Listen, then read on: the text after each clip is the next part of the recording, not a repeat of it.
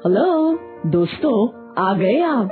आ ही गए हो तो चैनल को सब्सक्राइब कर देना और वीडियोस अच्छे लगे तो लाइक और शेयर भी कर देना और बेल आइकन जरूर दबा देना ताकि आपको नई वीडियोस की नोटिफिकेशंस मिलती रहें।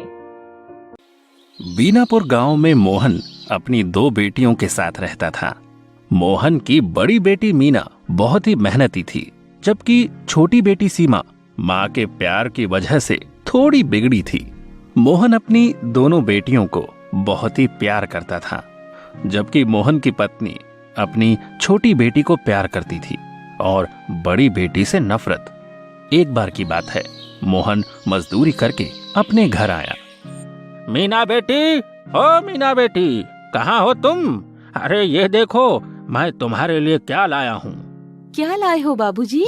ये देखो, तुम्हारे लिए सूट लाया हूँ जो तुम्हें उस दिन बाजार में बहुत पसंद आया था ना, लेकिन उस समय पैसे नहीं थे मेरे पास। लेकिन पापा, ये तो बहुत महंगा था और मैंने मना भी कर दिया था कि मुझे नहीं चाहिए, फिर भी।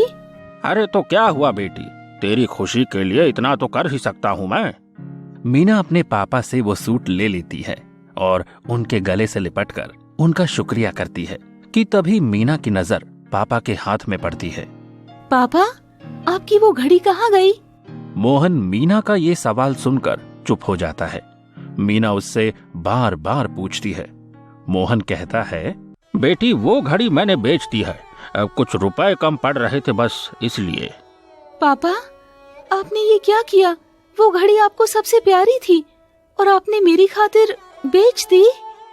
ये कहकर मीना रोकर अपने पापा को गले लगा लेती है। तभी उसकी माँ गीता कहती है, आप हमेशा इसके बारे में ही क्यों सोचते हो?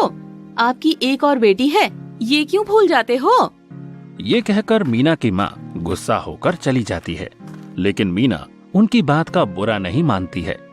कुछ समय बाद मीना के पिता मीना से कहते हैं, मीना बेटा, मैंने तुम्हारे लिए एक लड़का देखा है। लड़का बहुत बड़े घर से है और तू राज करेगी उस घर में। हाँ पापा, आप मुझे इतनी जल्दी घर से निकालने की कोशिश कर रहे हैं।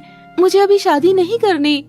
मीना की माँ उस रिश्ते से खुश नहीं थी, क्योंकि वो चाहती थी कि उस लड़के से उसकी छोटी बेटी की शादी हो, लेकिन मोहन इस बात के लिए राजी नहीं था। मोहन उस लड़के से शादी पक्की कर देता है।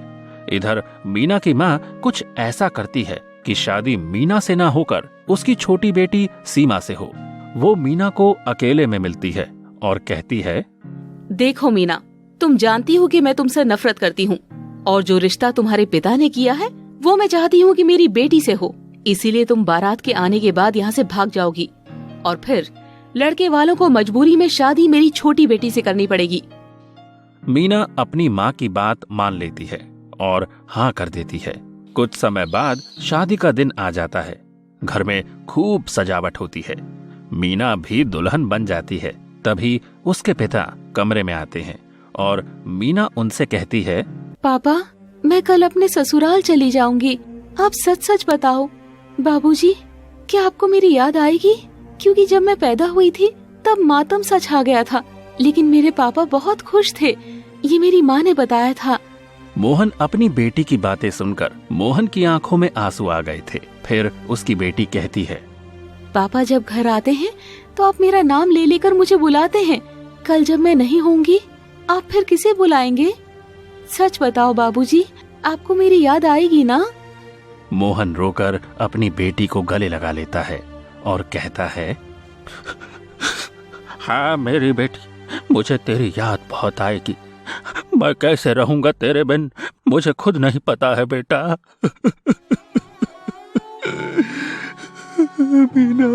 मीना रोकर फिर अपने पापा से कहती है, पापा, ये कैसा विधान है, कैसी परंपरा है?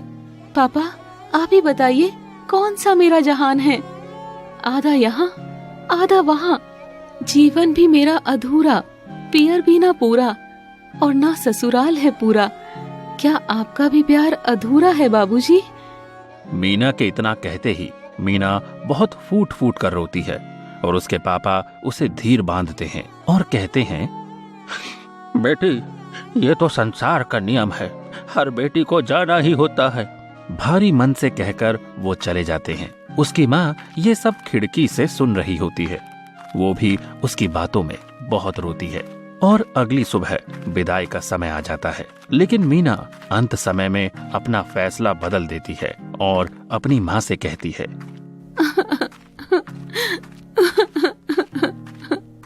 माँ, मुझे माफ कर देना।